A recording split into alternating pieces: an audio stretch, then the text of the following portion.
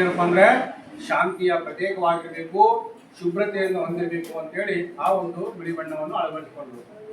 ಮೂರನೇ ಬಣ್ಣ ಹಸಿರು ಬಣ್ಣ ಇದೆ. ಹಸಿರು ಬಣ್ಣದ ಏನು ಮಹತ್ವ ಹೇಳ್ಕೊಡ್ತದೆ?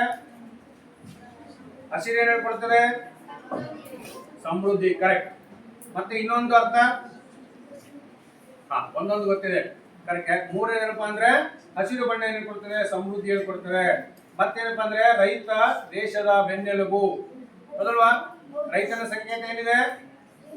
ಹಸಿರು ಬಣ್ಣ ಇದೆ. ರೈತರು ಏನಪ್ಪಾ ಅಂದ್ರೆ ಬೆಳೀತಕ್ಕಂತ ಬೆಳೆಗಳು ಅಂದ್ರೆ ನಮ್ಮ ಭೂಮಿ ತಾಯಿಯಲ್ಲಿ ಏನಪ್ಪಾ ಅಂದ್ರೆ ಯಾವಾಗಲೂ ಏನಪ್ಪಾ ಅಂದ್ರೆ ದವಸ ಧಾನ್ಯಗಳು ಹಚ್ಚು ಹಸಿರಾಗಿರ್ಬೇಕು.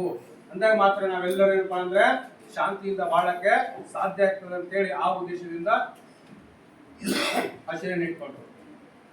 ಆಮೇಲೆ ಮಧ್ಯದಲ್ಲಿ ಇರ್ತಕ್ಕಂಥ ಚಕ್ರವನ್ನು ಇಟ್ಕೊಂಡ್ರು. ಆ ಚಕ್ರದ ಮಹತ್ವ ಏನಿದೆ? ಆ ಚಕ್ರದ ಮಹತ್ವ ಏನಿದೆ? ಗಂಟೆಯನ್ನು ಸೂಚಿಸುತ್ತೆ. ಮತ್ತೇನಿದೆ? ಕರೆಕ್ಟ್ ಹೇಳಿದ್ರು ಹುಡುಗ.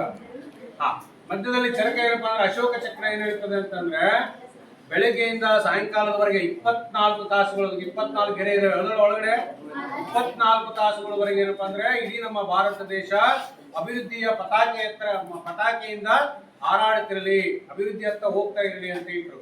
ಮತ್ತೆ ನೀಲಿ ಬಣ್ಣನ ಯಾಕೆ ಇಟ್ರು? ಬೇರೆ ಬಣ್ಣ ಇಡ್ಬೋದಾಗಿತ್ತಲ್ಲ. ನೀಲಿ ಬಣ್ಣದ ಮಹತ್ವ ಏನಿದೆ? ನೀಲಿ ಬಣ್ಣ ಏನ್ ಹೇಳ್ಕೊಡ್ತದೆ? ಆಕಾಶ ಎಲ್ಲ ನೋಡಿದ್ರ? ಅದ್ರ ಬಣ್ಣ ಏನಿದೆ? ನೀಲಿ ಇದೆ. ಸಮುದ್ರ ನೋಡಿದ್ರ?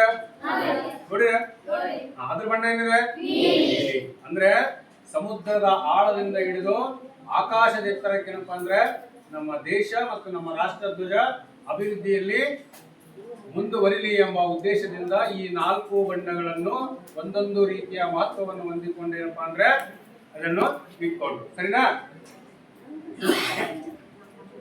ಈಗ